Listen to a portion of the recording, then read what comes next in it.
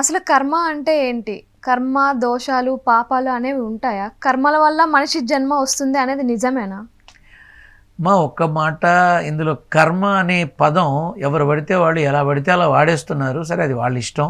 నేను అందులో చెప్పేది ఏముండదు. కాకపోతే ఏంటంటే దుష్కర్మ సత్కర్మ అని ఉంటాయి. అంటే చెడు మంచి రెండూ ఉంటాయి.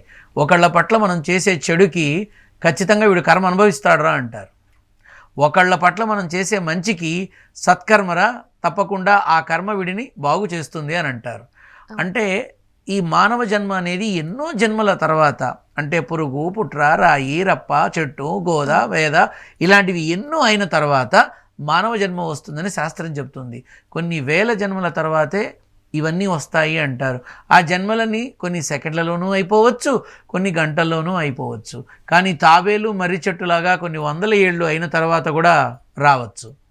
అయితే మానవ జన్మలో మనం వచ్చినప్పుడు సత్కర్మని అనుసరిస్తూ కర్మఫలాన్ని పొందితే సద్గతి తప్పకుండా దక్కుతుంది. అలా కాకుండా ఎవరు ఏం పోతాయే, నాకు నేను అనుకున్నది జరగాలి అని అనుకున్నప్పుడు దాన్ని దుష్కర్మ అంటారు. అంటే ఆ కర్మకి తప్పకుండా ఏదైనా ఇబ్బంది జరిగితే అప్పుడు ఏమంటారు, కర్మ అనుభవిస్తున్నాడు రా వీడు అని అంటారు. అంతే. కర్మని బట్టి మనిషి జన్మ ఉండదమ్మా. మనిషి జన్మ ఎత్తిన తర్వాత తను చేసేటటువంటి చర్యలు ఏవైతే ఉంటాయో వాటిని బట్టి ఆ కర్మని నిర్దేశించడం జరుగుతుంది. మరి అలా అయితే ఇప్పుడు మీరు ఎన్ని పాపాలు చేసినా సరే ఈ గుడికో లేకపోతే ఈ పుణ్యక్షేత్రానికో వెళ్ళండి, మీకున్న పాపాలన్నీ తొలగిపోతాయి, మొత్తం అన్నీ పోతాయి అని అంటుంటారు కదా కొందరు. నిజంగా అలా పోతాయా? ఒక యాగం చేస్తేనో ఒక పర్టికులర్ పుణ్యక్షేత్రంకి వెళ్తేనో అన్ని పాపాలు తొలగిపోతాయా?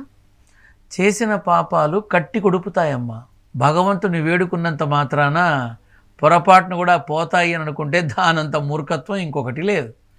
ఈ మాట నేను ఎందుకు చెప్తున్నాను అంటే, మనం చేసిన పాపం మనల్ని వెంటాడి వేధించి ఏదో ఒకరోజు ఆ కర్మని అనుభవించేలా చేస్తుంది. చాలామంది అంటారు ఏ జన్మలో పాపమో. లేదు, ఏ జన్మకు ఆ జన్మ ఫిల్టర్ చేసి మరీ తీసుకెళ్తాడు ఆత్మని పరమేశ్వరుడు. పరమేశ్వరుడిలో ఐక్యమవుతుంది మన ఆత్మ. ఎందుకంటే ఆయనే ఫైనల్ కోర్స్. కాబట్టి అక్కడికి వెళ్ళేటప్పుడు అన్ని పాపాలన్నీ తగలబెట్టి చితిలో ఆ తర్వాత కదా ఆత్మ ఆయనలో కలిసేది.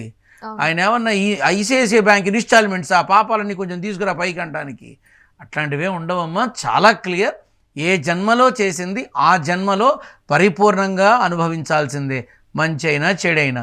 ఇప్పుడు చాలామంది పాపాలు చేసేసి వెళ్ళేసి దండం పెట్టేసేసి అయిపోయింది, మేము పవిత్రం అయిపోయామని అనుకుంటారు. అది వాళ్ళ మానసికమైన ఆనందం.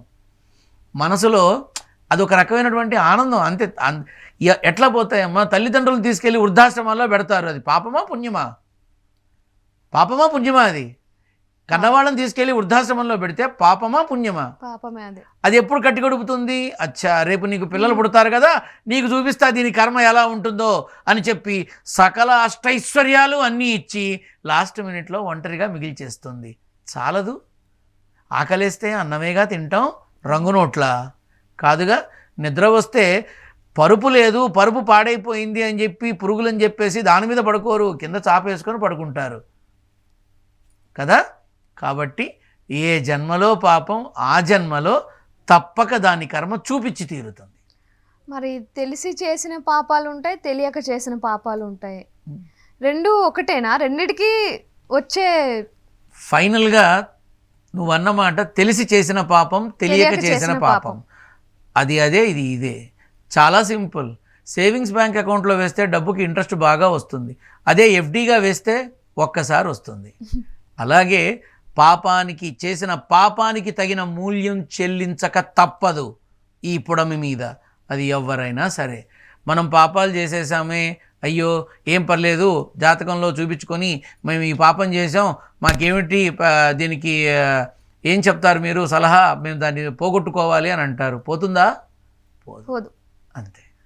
కొందరు ఒకే రాశి ఒకే నక్షత్రంతో పుడతారు, కానీ వాళ్ళ జీవితాలు ఒకేలా ఉండవు. ఎందుకని? ఈ ప్రశ్న నువ్వు జాతక బ్రహ్మల్ని, జాతక శిఖామణుల్ని అడగాలి. ఎందుకంటే వీటి మీద వాళ్ళకి పట్టు ఉంటుంది. నాదెంతమ్మా, ఏదో చిన్న విడివిడి జ్ఞానం. అయ్యో అలా ఏం లేదు. కాబట్టి నేను ఇందాకే చెప్పా, ఒకే రాశి ఉంటుంది. ఒక సమూహంలో ఒక 40 మంది విద్యార్థుల్లో ఒకే రాశి, ఒకే నక్షత్రం, ఒకే గ్రహంలో ఉన్నవాళ్ళు కనీసం 10 మంది ఉంటారు. కానీ ఒకడికి 100కి 100 వస్తాయి, ఒకడికి 100కి 70 వస్తాయి, ఒకడికి 100కి 60 వస్తాయి. ఎందుకని? వాళ్ళ కష్టాన్ని బట్టి. అది నా వాడు బ్రహ్మాండమైన సింహరాశిలో పుట్టాడు, అసలు వెనక్కి తిరిగి చూసుకోక్కర్లేదని వాడు ఇంట్లో కూర్చుంటే మార్కులు వేస్తారా? వేరు లేదు కదా. అలాగే ఇది కూడా ఈ ఒకే రాశి ఒకే గ్రహం అనేది ఏంటంటే అది వాళ్ళ కర్మఫలాన్ని బట్టి ఉంటుందే తప్ప రాశి బాగుందనో గ్రహం బాగుందనో ఎలా పడితే అలా ఏవి రావమ్మా. సరైన కష్టంలో, సరైన విధానంలో, సరైన పద్ధతిలో మానవ ప్రయత్నం ఉన్నప్పుడు తప్పక ఫలితం మనకు వచ్చి తీరుతుంది.